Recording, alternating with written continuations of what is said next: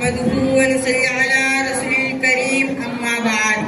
محترم اساتذہ اکرام اور عزیز دوستوں، السلام علیکم ورحمۃ اللہ وبرکاتہ.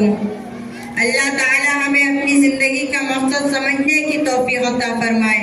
جب انسان کسی کام کا مقصد نہیں سمجھتا تو اس کا کام کبھی صحیح نہیں ہو سکتا. لہذا ہم اپنی زندگی کا مقصد سمجھ لیں کہ ہم دنیا میں کس لیے آئے ہیں. دنیا کی زندگی ہمارا پردیس ہے، آخرت ہمارا وطن ہے. اس دنیا میں بڑے سے بڑے مالدار یا بادشاہ کا بھی جب بچہ ہوتا ہے، منتقلی ہوتی ہے، تو بتائیں ان کے ساتھ کیا سامان جاتا ہے. جب دنیا سے رخصت ہوتے ہیں اور قبرستان میں جنازہ اترتا ہے تو کیا کوئی دنیا کی دولت، سونا چاندی ساتھ لے جاتا ہے؟ نہ سامان لے جاتا ہے. یہی دلیل ہے کہ یہ ہمارا مقصد حیات نہیں. ہماری زندگی کا مقصد حصول تقویٰ ہے، اللہ کی عبادت و ریاضت ہے.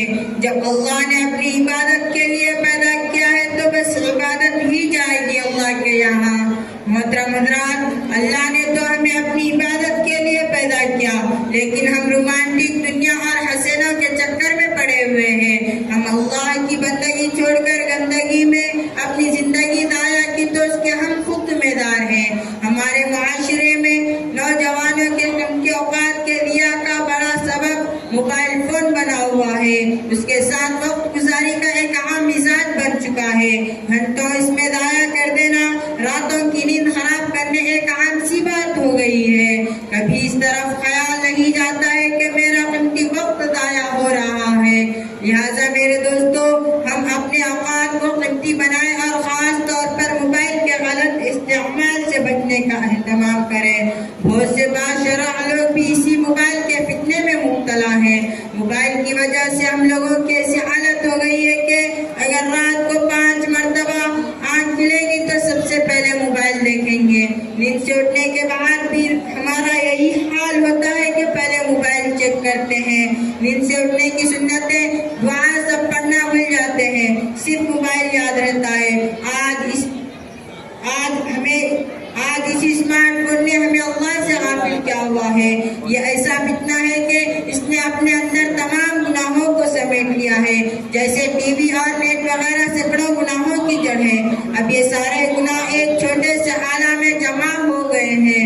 پہلے ایک وقت میں ایک گناہ کیا جاتا تھا، اب بیٹھے بیٹھے وقت میں کئی گناہوں میں بآسانی مبتلا ہو جاتا ہے. ادھر سے ادھر پلک جھپکنے میں گناہ ہی گناہ. اس موبائل فون نے نئی نسل کو بلکہ ہر عمر والے کو تباہ کر دیا ہے. اللہ ماشاء اللہ، بعض بظاہر دیندار لوگ کے موبائل کو جب ان کے انتقال کے بعد کھولا گیا تو اس میں نامناسب چیزیں پائی گئی، جس کی وجہ سے خاندان والے ہمیشہ کے لیے بدگمان ہو گئے اور مرنے والوں نے اپنے گناہوں پر دوسرے لوگوں کو بھی گواہ بنا دیا. محترم حضرات، موبائل، ٹی وی اور کمپیوٹر وغیرہ پر بندگی سے اللہ کا حکم ٹوٹتا ہے. صحابہ اکرام جب شام فتح کرنے جا رہے تھے، عیسائیوں نے حسین لڑکیاں خوب سجا کر راستوں کے دونوں کناروں پر 2 قطاروں میں کھڑی کر دی تاکہ صحابہ ان کو دیکھ کر ان میں الجھ جائے اور اللہ کی مدد ان سے ہٹ جائے. مگر صحابہ کے سپہ سالار نے یہ آیت پڑھ دی: قُلْ لِلْمُؤْمِنِينَ يَغُضُّوا مِنْ أَبْصَارِهِمْ وَيَحْفَظُوا فُرُوجَهُمْ کہ اے ایمان والو، نگاہیں نیچی کر لو اور اپنی شرمگاہوں کی حفاظت کرو. جب یہ آیت صحابہ نے سنی تو ان کو ایسا معلوم ہوا کہ جیسے قرآن ابھی نازل ہوا ہے، اور سب نگاہ نیچی کر کے گزر گئے. لڑکیوں نے جا کر اپنے ماں باپ سے کہا کہ یہ فرشتے ہیں، انسان نہیں. انسان ہوتے تو ہمیں ضرور دیکھتے. ان سے لڑنا بیکار ہے اور جنگ میں فتح ہو گئی. موبائل فون میوزک کا آلہ ہے، جبکہ حضور صلی اللہ علیہ وسلم کا ارشاد ہے: گانا بجانا بے ایمانی اور نفاق کو دل میں ایسے اگاتا ہے جیسے پانی کھیتی کو افسوس کا مقام ہے. کہ پیارے آقا صلی اللہ علیہ وسلم جن کاموں کو مٹانے کے لیے آئے تھے، آج امت اس کو زندہ کر رہی ہے. یہ گانا بجانا تو شریعت میں بالکل حرام ہے. بعض لوگ اپنے موبائل کی کالنگ ٹون اور رنگ ٹون پر گانا میوزک لگاتے ہیں. کال ملانے والے کو گانے کی آواز آتی ہے، اس کو بھی گنہگار کرنا چاہتے جاتے ہیں یا کبھی سجدے میں دورانی نماز موبائل کی گھنٹی بجنے سے تمام نمازیوں کا خشوع اور یکسوئی غارت ہو جاتی ہے۔ لہذا اس طرح کی کالنگ ٹون اور رنگ ٹون رکھنے سے بچنا ضروری ہے کہ کوئی سادی سی رنگ ٹون ہلکی سی آواز میں رکھ لے اور نماز میں بلکہ مسجد میں داخل ہونے سے پہلے اپنے موبائل کو سائلنٹ موڈ پر رکھنے کا اہتمام کریں۔